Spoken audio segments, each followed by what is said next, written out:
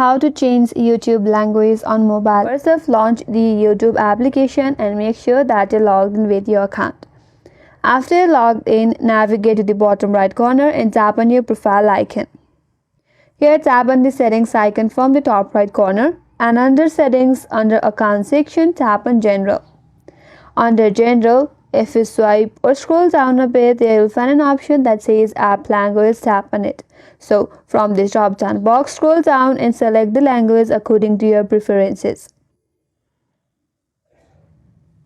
Once you have selected the language, you have to confirm once again by tapping on the change.